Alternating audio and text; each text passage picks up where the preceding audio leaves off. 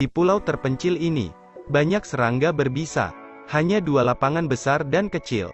Pria ini telah berjaga di sana selama 3 atau 2 tahun. Makanan di sini semuanya dingin, karena direndam dalam air laut berkali-kali. Yang mendorong pria itu tinggal di sini, adalah untuk menjaga posisi penting negara. Dia mendedikasikan hidupnya sendiri. Semangatnya menyentuh para warga. Tahun 2014.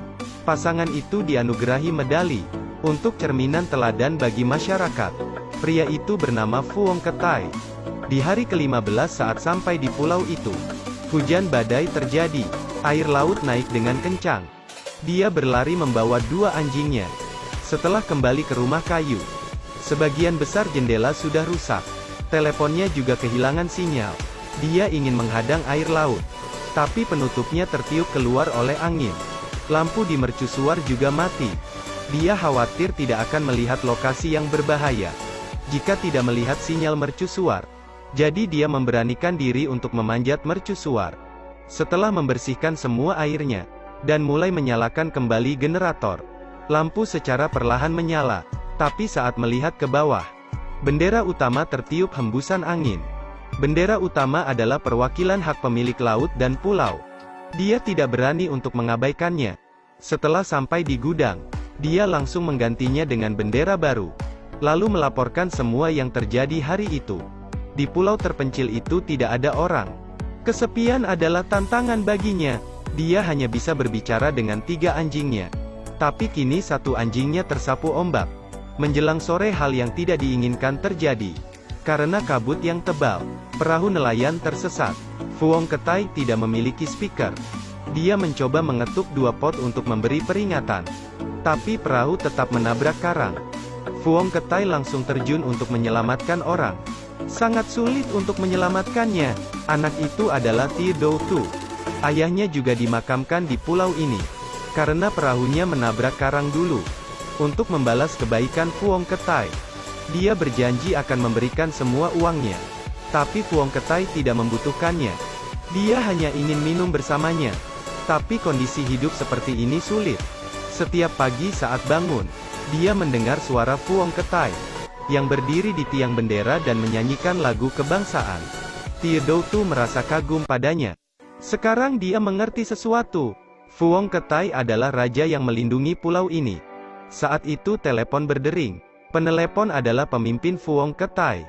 Dia tidak segan mengungkapkan ketidaksenangannya atas nama Fuong Ketai. Cepat kirimkan seseorang. 10 hari setengah bulan. Ti Dou Tu tidak mengerti. Di sini sangat normal. Bagaimana kamu menghabiskan waktu? Aku selalu mencarikan orang untuk menggantikanmu. Tapi tidak ada yang mau pergi. Makanan di pulau itu tidak cukup untuk 2 orang. Jadi Ti Dou Tu berniat untuk pergi. Tapi Fuong Ketai memberinya sekantong makanan. Biarkan dia pergi dengan makanan. Cepat kembali pulang. Lakukan apa yang kamu bisa. 3 generasiku berhutang padamu. Fuong Ketai bermain dengan anjing setiap hari. Melewati hari-hari yang lambat. Ayah sering pergi ke menemui menteri. Apakah ada yang bisa menggantikan anakku? Aku belum menemukan penggantinya. Tapi aku masih mencarinya. Istrinya juga datang untuk menyalahkan menteri. Saat sekolah sedang liburan musim dingin, dia pergi menemui kepala sekolah, lalu berhenti sebagai guru sekolah dasar, dan membawa putrinya ke ibu mertua angkatnya. Dia naik ke kapal ingin bertemu suaminya. Dia melindungi pulau, dan melindunginya, melalui teleskop. Fuong Ketai melihat perahu yang berlabuh. Dia senang saat melihat istrinya datang. Mereka saling berpelukan erat. Sepertinya semua kesepiannya telah hilang. Berkat kehadiran istrinya, rumah kayu itu memiliki rasa kekeluargaan. Tapi dia tidak ingin istrinya menderita bersamanya. Istrinya berkata, aku hanya membutuhkanmu di pulau ini. Aku tidak akan meninggalkanmu. Mereka hidup bersama dalam keadaan sulit. Setiap hari bendera tersiksa angin dan kabut. Kenapa kita tidak kembali ke orang tua dan anak kita? Di pulau ini hanya ada kamu dan aku. Beberapa tahun telah berlalu. Hoa hamil. Di malam yang disertai hujan badai. Karena kerja keras dan nutrisi yang tidak cukup, dia lahiran prematur. Suaminya bergegas menelepon menteri, meminta untuk mengirimkan perahu untuknya. Tapi dalam cuaca seperti ini, perahu tidak bisa pergi. Menteri berusaha mencari dokter, ingin memandunya lewat telepon. Tapi kondisi di pulau terlalu buruk. Hoa tetap tidak bisa melahirkan. Ipan, katakan padaku, ya Tuhan, aku mohon padamu, selamatkan istriku. Suruh dia membuka matanya, lahirkan bayinya. Akhirnya Hoa terbangun. Dia berjuang untuk melahirkan bayinya. Mendengar suara anak, Menteri menghela nafas dan duduk. Belum lama ini ayah dibawa ke rumah sakit karena penyakitnya. Tapi ayah tidak bisa diselamatkan. Jika terjadi sesuatu pada Hoa, Menteri tidak bisa berbicara lagi dengan Fuong Ketai. Fuong Ketai tak ingat berapa lama dia tidak bertemu orang tuanya. Dan sekarang dia tidak bisa melihat ayahnya lagi. Meski menyakitkan, tapi dia mengerti atas misi dan tanggung jawabnya. Beberapa hari kemudian Menteri datang menemuinya. Kamu akan pulang sebelum 49 tahun. Tapi Fuong Ketai tidak yakin dengan ucapannya. Apalagi dia harus tinggal selama itu. Dia mendarat di pulau, dan sekarang harus menjaganya, juga melindungi rumahnya. Untuk menguatkan rumah itu, mereka menggunakan lumpur untuk menutupi bagian luar, agar anaknya bisa makan sayuran segar. Mereka mulai menanam sayur. Pengibaran bendera bertambah 1 orang. Lagu pertama yang mereka ajarkan adalah lagu kebangsaan. Berdiri, orang yang tidak mau menjadi budak darah dan daging kita. Konstruksi dinding kokoh. Tak lama anaknya mencapai usia sekolah. Pasangan itu tidak tega melihat anaknya keluar pulau. Upacara pengibaran bendera dilakukan setiap hari. Seiring berkembangnya perekonomian negara, kapal penyelundup semakin banyak. Saat mendeteksinya, pasangan itu bergegas melaporkannya dan menghentikannya. Tapi karena sering dihentikan, para penyelundup yang marah menyerbu pulaunya.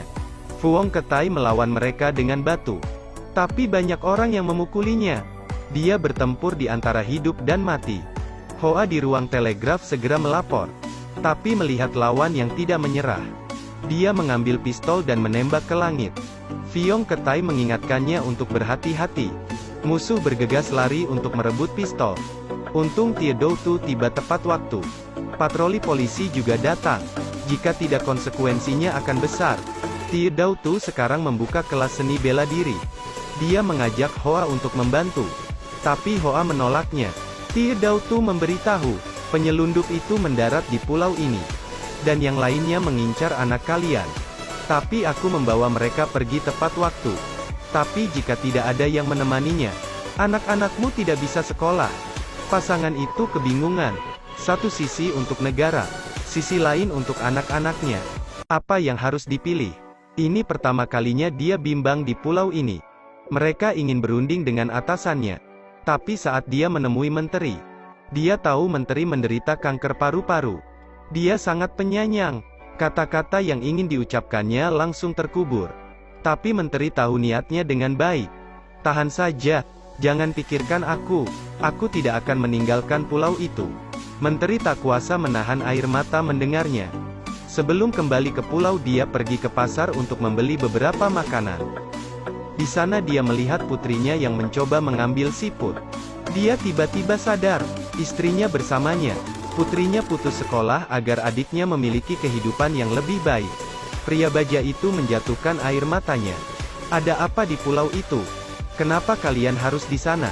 Fuong Ketai tidak bisa membicarakan kekurangannya. Dan menyalahkan dirinya sendiri. Sepanjang hidup, dialah yang paling bersalah pada keluarganya. Karena janjinya, dia masih harus menjaga pulau itu.